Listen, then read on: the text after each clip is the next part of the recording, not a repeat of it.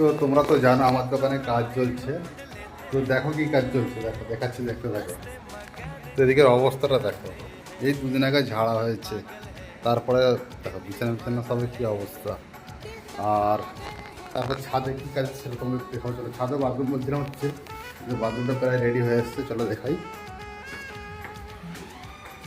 ছাদে উঠছি, ছাদের একটা রেলিংটাও করা হয়েছে এইসবে।